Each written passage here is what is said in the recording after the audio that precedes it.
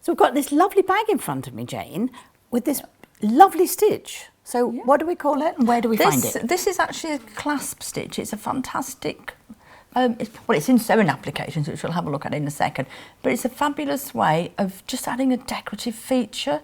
This one we've just picked out the colours of the fabric and the stitch. It's a great way to tie your quilts as well. So you haven't got to do hand quilting, machine quilting, everything like that. But we'll just go and find it in sewing applications. I think so, yeah. So sewing applications is a little T-shirt on here. T-shirt here. So we go in here, and on this machine we've got two sections. We've got your standard sewing ones, which is more for dressmaking, normal sewing, and then my favourite one, obviously, is the quilting one. Yeah, okay. So everything is in here, all the different ones. And here we've got clasp stitch. So if I just touch that, look. We've got 4 options. They're preset at a different size. You can alter the sizes if you need to, but I tend to just use them as they're set. But it's just a really quick, easy way of adding decorative features as well as tying your quilts very quickly. I was going to say on my machine, the clasp stitch is actually not listed as an individual, unlike that. But when I was shown that when I'm using the machine, if I tell it while it's in motion, it will then just do a single stitch. It will do a single pattern repeat. I can't tell you how that revolutioned my life, because I had this quilt in front of me, which has got really furry fabric. It's a fleece on the back as well. There is no way I would traditionally quilt that, either by hand or with the walking foot, other than in the border. But I was able to just whiz through those through really quickly. It was such a revolutionary moment. It was really lovely. It's fabulous. As I say, so we've got the little clasp stitches here, and again they're just going to hold everything together for you. It's a lovely little bag. Yeah, no, and it just really complements it, and it really picks the colours up really well. So when you do, when I did it, I hopped from here to there and left the threads. Is that what this on this machine? It's designed. What you will have done, you will have used the lock stitch here, which will just do one for you, then stop. This one is designed just to do a single stitch.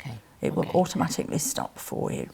So it's great. It's clever. Well, I had thought it all out. I did. I had a little play with it the other day, and I'm thinking, I'm just going to do something different with it. Oh, yes. So you could put these on a bag. So I've literally, and I've got some here, I'll show you.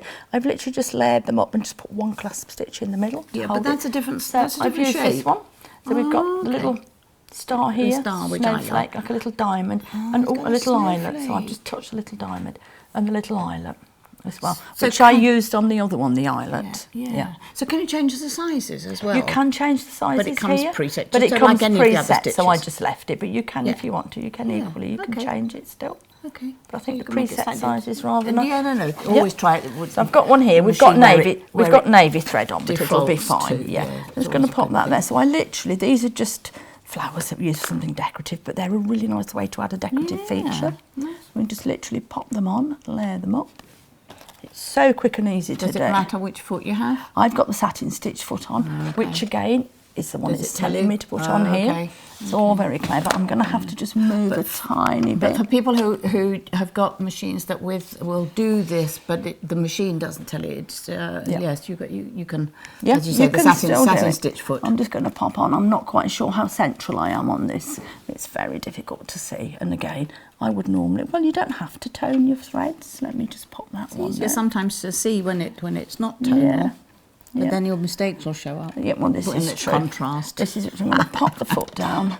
It'll be fine. It'll be fine. Well, it would be fine, but I've managed to unthread the needle. So we're just going to pop that round through there and down, and we've rethreaded. Nice and easy. How clever is that? Let's just pop these on here, underneath. Just hold it down. But you know, you could use all kinds of embellishments for this. Variegated thread would be really pretty. Variegated thread. So I've got the foot control in. So let's just pop the foot control on. And it's literally, and it's so quick and easy to put that on as a feature. Yes. Not quite central, I don't think. And again, you can alter the size of it to suit whatever you're doing. And then stop. I'm going to also cut. And it's just a really quick and easy way of adding decorative features. Yes. Very, very handy feature. Yeah.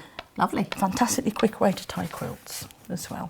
It was a real light bulb moment for me when I learned how to do that and tie my quilt, so I hope you'll enjoy it too.